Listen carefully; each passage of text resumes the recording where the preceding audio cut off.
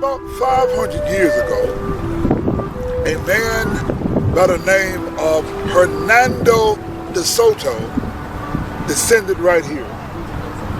And behind me is the bridge that's named after Hernando de Soto. And we're going to start to tell you about Memphis, Tennessee by starting with the history of who Hernando de Soto was. Now, from the standpoint of history, we can go to the year 1540. And there was Hernando de Soto that came to the Mississippi River. He's the first white to come to the Mississippi River. That is a phenomenon.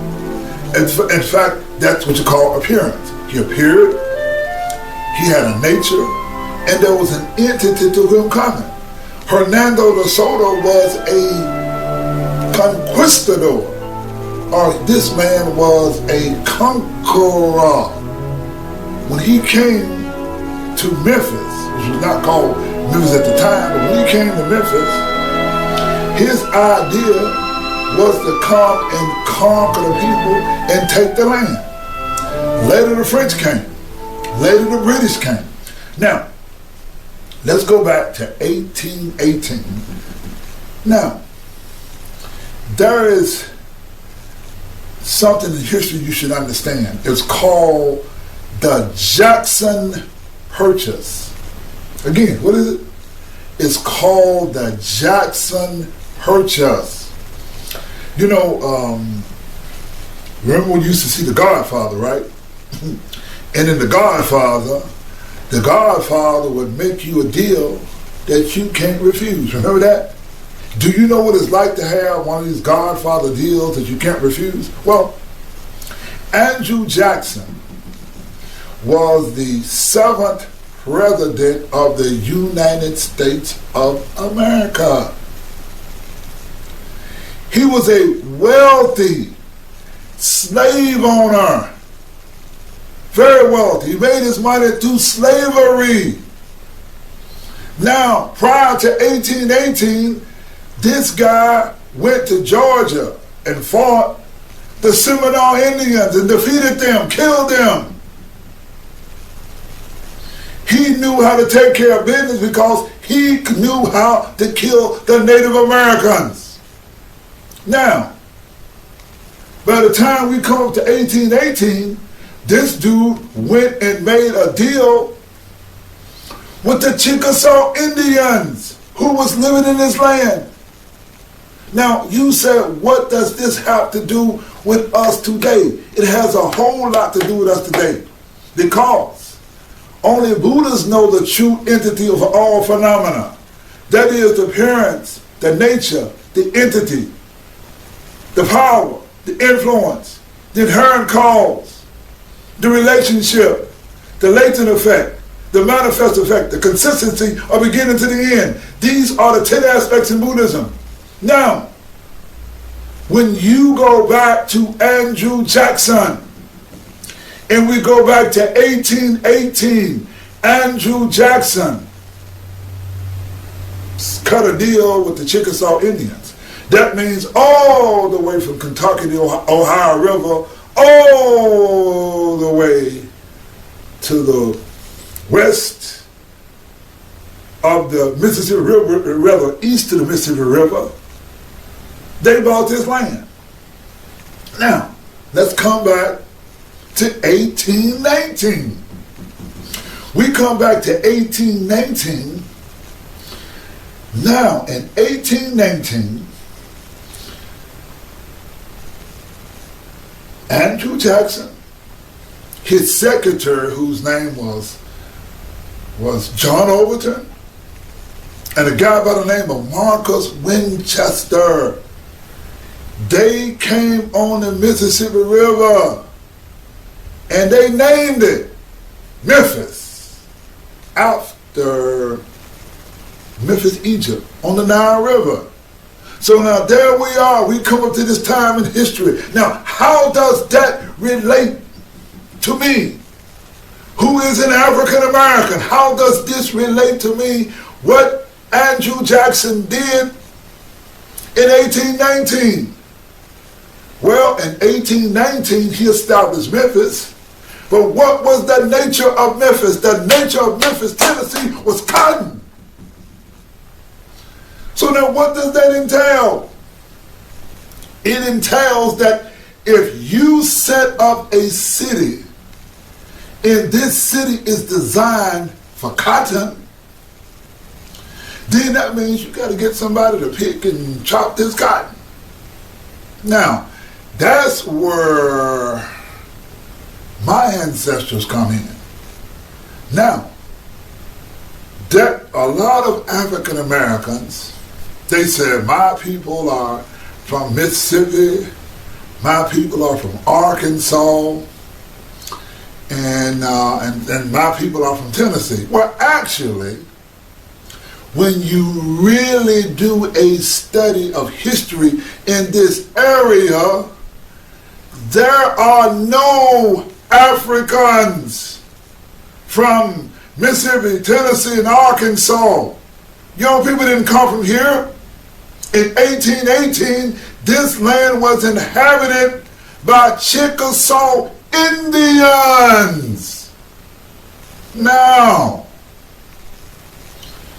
again, Andrew Jackson cut this deal with the Chickasaw Indians. So he said, man, I done bought this land. This is mine. We own this. So he came down and named it Memphis, Tennessee. Now we come to about 1826 and they incorporate the city. Now there's Andrew Jackson, a wealthy slave owner living in Nashville, Tennessee. This guy was very wealthy because he cut a deal and he owned Memphis, and they set this whole deal up, and eventually Andrew Jackson became the president of the United States of America. Now, I mean, that's a pretty powerful position for a slave owner to be in. Here the guy got this land, got this place called Memphis. He's the president of the United States of America.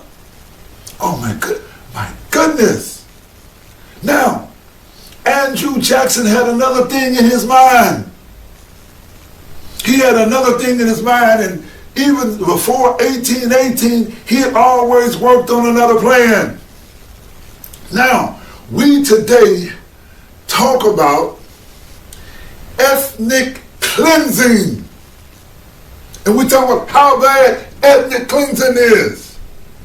Well, Andrew Jackson always had a plan for ethnic cleansing.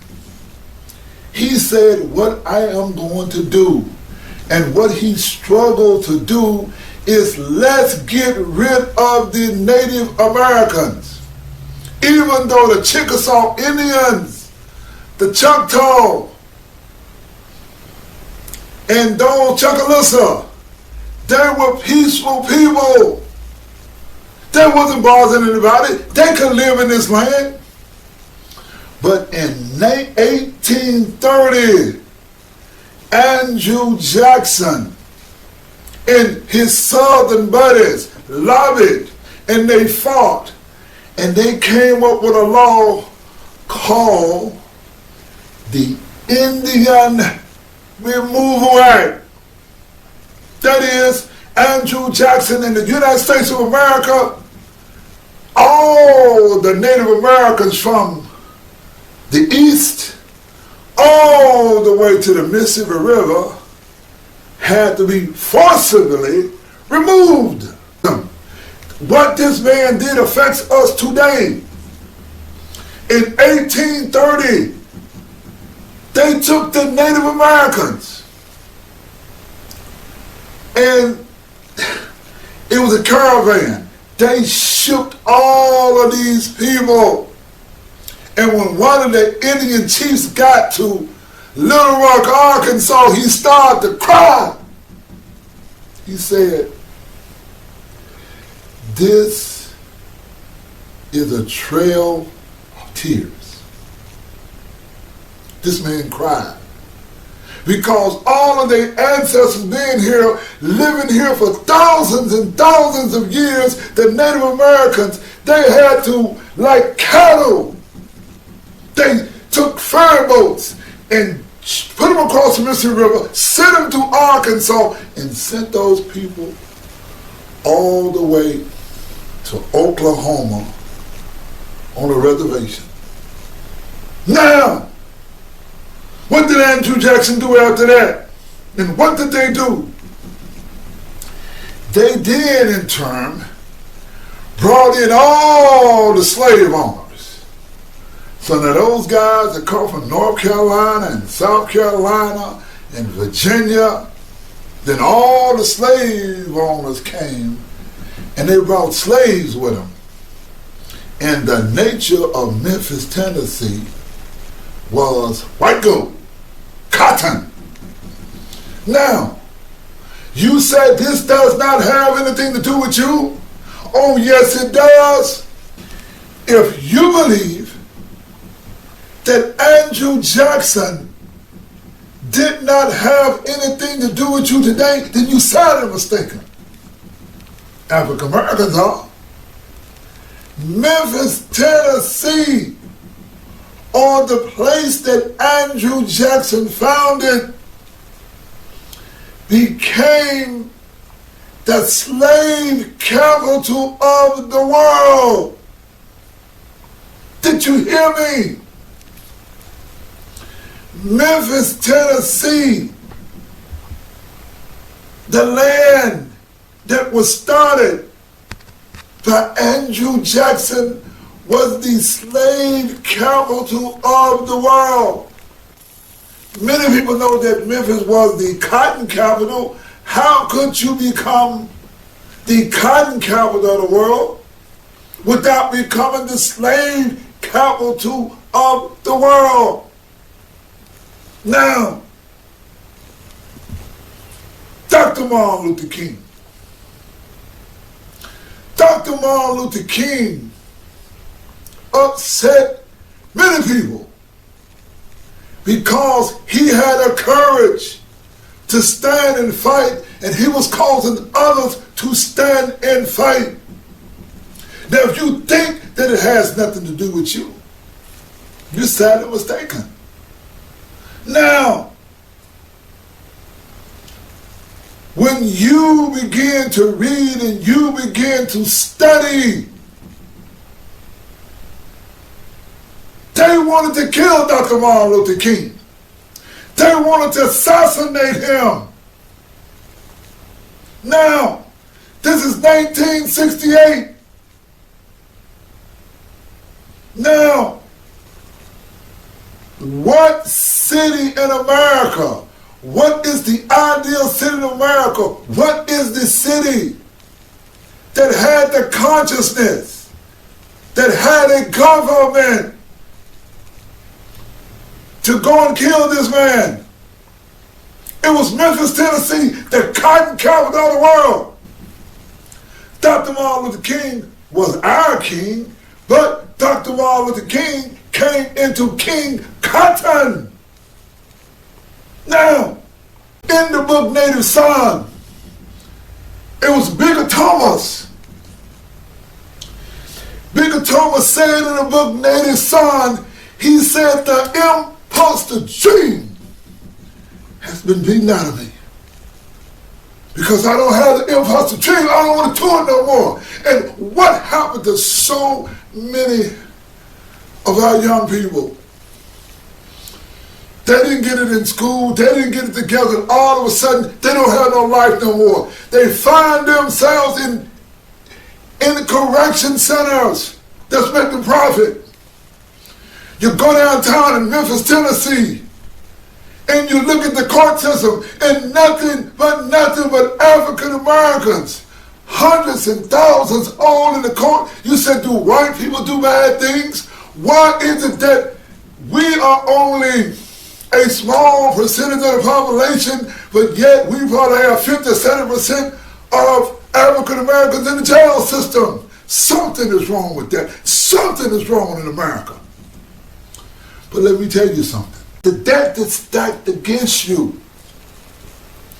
Now, your fathers and grandfathers and great-grandfathers did not come up to leave you anything. They made other people rich.